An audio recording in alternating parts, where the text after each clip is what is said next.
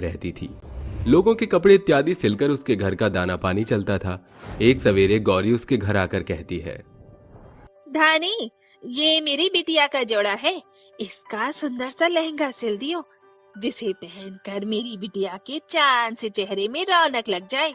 बेटी के ब्याह की बहुत बहुत मुबारकबाद काकी। अरे तू कब करेगी ब्याह? तेरे जोड़े की सभी की बेटियों की शादी हो चुकी है, कितनी तो बाल बच्चेदार भी हो चुकी हैं। अब परसों रोज पिंकी की भी डोली उठ जाएगी। काकी, शायद मेरी इन हथेलियों में जीवन भर दूसरे का लहंगा सिलना ही लिखा हुआ। ये बोलकर धानी की आंखों से आंसू डबडबा जाते हैं। धानी बिटिया, आजकल के दौड़ में ब्याह को लेकर 36 चौंचलेबाजियां हैं। फिर तेरी तो दशा ही निराली है। माँ बचपन में चल बसी, पिता भी निहत्था हो चुका है, ऊपर से तेरा ये पक्का रंग और ये गरीबी की मार ही तेरे ब्याह के रास्ते में पहाड़ बनी हुई है। अच्छा, चलती हूँ। देखा बाबा, बातों ही बातों में गौरी काकी भी मेरे काले रूप को लेकर ताना कस गई। धानी लहंगा सिलकर कहती है, जब पिंकी इस लाल लहंगे को पहनकर दुल्हन बनेगी तो कितनी फबेगी। धानी उस लहंगे को तन से लगाए खुद को आईने में निहारने लगती है। तभी वहां गौरी आधमकती हुई रोष में कहती है, अरे ओ काली कमली कुरूपा, तेरी हिम्मत कैसे हुई इस लहंगे को अपने भद्दे शरीर पर डालने की? तो जैसी बदसूरत भिखारन की औकात नहीं इतना महंगा लहंगा पहनने की। ये फटे पुराने चिथड़े ही तेरी असली औकात हैं। गौरी अपनी कटाक्ष कड़वी बातों से धानी के दिल को छलनी करके चल देती है। उस रात धानी रोते बिलखते हुए कहती है, हे सृष्टि की रचयिता, आखिर तूने मुझे ये काला रंग रूप देकर लोगों के आगे व्यंग्यता का पात्र बनने को भेजा। क्यों हर लड़की का ख्वाब होता है कि वो किसी की दुल्हन बने, मगर मेरे इन सारे अरमानों के बीच मेरा ये मैला कुचला रूप अड़चन बने बैठा है। उसके रोने की सिसकियां बिछौने पर आंख मूंदे पड़े महिपाल के कानों में पड़ते ही वो उठकर कहता है, बेटी, आज के घोर कलयुग भरे दौर में सिर्फ चमड़ी और दमड़ी की धौंस है। समय यूं ही गुजरता जा रहा था। पिता होने के नाते महिपाल बेटी के ब्याह की खातिर रिश्ते तलाशने में अपनी भरसक कोशिश को अंजाम दे रहा था। एक भोर उनके घर पर रिश्ते वाले आते हैं। धानी हाथों में चाय और नाश्ते की प्लेट लिए उनके सामने आती। ये है मेरी बेटी धानी। उसका बदसूरत रूप देखकर विमला झटपट उठ खड़ी होकर कहती है, माफ करना भाई साहब, मुझे ये रिश्ता कतई मंजूर नहीं। कहाँ मेरा बेटा मैदे जैसा गोरा चिट्टा और कहाँ ये कोयला खदान। अरे लोग हंसेंगे हम पर और ताने कसेंगे, सो अलग। जय राम जी की। भगवान की खातिर मेरी बेटी को ठुकरा कर मत जाइए। ठीक है, मगर इस शादी में हमारी कुछ मांगे हैं। देखो भाई साहब, वैसे तो मेरे बेटे के लिए लड़कियों की लाइन लगी पड़ी है। इस ब्याह के लिए मुझे कुछ ज्यादा नहीं, बस 10 लाख रुपए कैश, घर का सारा सामान और एक 4 चक्के की गाड़ी चाहिए। सौदा मंजूर हो तो बात आगे बढ़ाओ। मुझे सब कुछ मंजूर है। पिताजी, इतनी बड़ी रकम हम लाएंगे कहाँ से? बेटी, बस किसी भी तरह मेरे जीते जी तेरी डोली उठ जाए। गुजरते समय के साथ ब्याह का पड़ाव पास आने लगता है। कल ब्याह का दिन है और अब तक कोई भी पुख्ता इंतजाम नहीं हुआ है। ब्याह की सांझ गांव की औरतें सज धज कर सभी उसके कमरे में दस्तक देती हैं, जहां वो एक बेहद पुरानी साड़ी में सजी दिखाई पड़ती है। अरे ये क्या, होने वाली दुल्हन का चेहरा इतना फीका, न साज न श्रृंगार। ब्याह के खातिर एक लहंगा भी नहीं सिलवाया क्या? किस गुदड़ी के भीतर से खोज निकाला है ये फटीचर साड़ी? एक तो तू काली सूरत, ऊपर से ये कत्थई रंग की भद्दी साड़ी। सभी औरतें उसकी खिल्ली उड़ाकर अपना रास्ते नाप लेती हैं।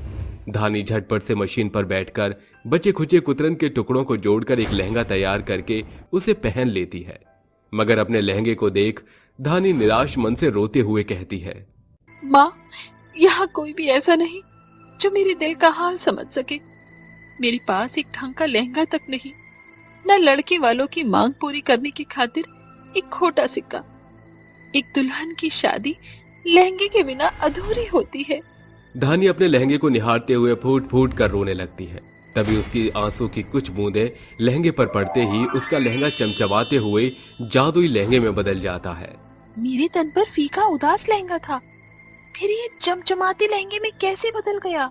धानी अपनी जादुई लहंगे को देखकर फूले नहीं समाती और वो शीशे में खुद को निहारते हुए कहती है, ये लहंगा तो वाकई में बेहद खूबसूरत है, मगर ये लहंगा भी मेरे काले भद्दे रूप की छवि को खुद में नहीं समा पा रहा। काश कि मेरा रूप भी इस लहंगे जितना अद्भुत होता। धानी के इतना कहते ही जादुई लहंगे के भीतर से एक रोशनी उसे सिर से पांव तक सराबोर कर देती है, जिसके बाद उसकी कुरूपता जन्मजात बच्चे सी कोमल और सुंदर हो जाती है। क्या ये मेरा ही रूप है? मैं इतनी सुंदर कैसे हुई? एकाएक धानी की नजर जादुई लहंगे पर आ रुकती है। इस लहंगे की चमक और जादुई काम इसको सजीव बना रहा है। क्या मैं इस जादुई लहंगे से कुछ और मांग कर देखूं? धानी जादुई लहंगे से मांग करती हुई उसे एकटक निहारने लगती है। ए मेरी जादुई लहंगी, क्या तुम मुझे श्रृंगार का साथ सामान दे सकती हो? अगले ही पल धानी के आईना श्रृंगार के सामान से भर जाता है।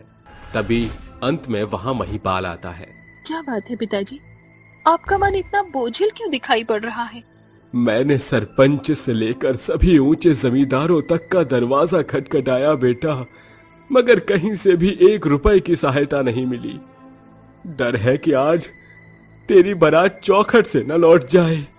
पिताजी, बारात के आने का वक्त है, उनकी सारी मांगे जरूर पूरी होंगी। मगर बारात में कुछ ही पल की देरी है। ये मेरी जादुई लहंगे, मुझे तुमसे आर्थिक सहायता की जरूरत है।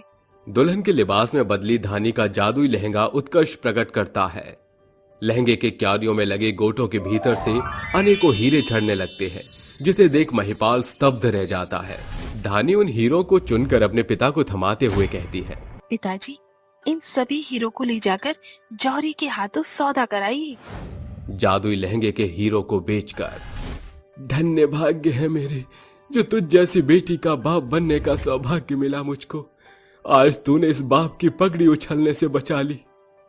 दोनों बाप बेटी प्रेम भाव व्यक्त कर रहे थे कि तभी शहनाइयों की गूंज पूरे गांव में मचने के साथ बारात उनके चौखट पर दस्तक देती है। पूरे गांव की नजर धानी के लहंगे और उस पर ही टिकी हुई थी। ये एकाएक अमावस की काली अंधेरी बेला पूनम के चांद में कैसे ढल गई? मेरी नजर तो दहेज की सामान पर ही गड़ी है। जरूर महिपाल ने अच्छा माल पानी दबाया हुआ था, तभी तो इतने धूमधाम से ब्याह रचावत है बिटिया का। धानी का ये लहंगा एकदम जिन्न के जादू जैसा लग रहा है।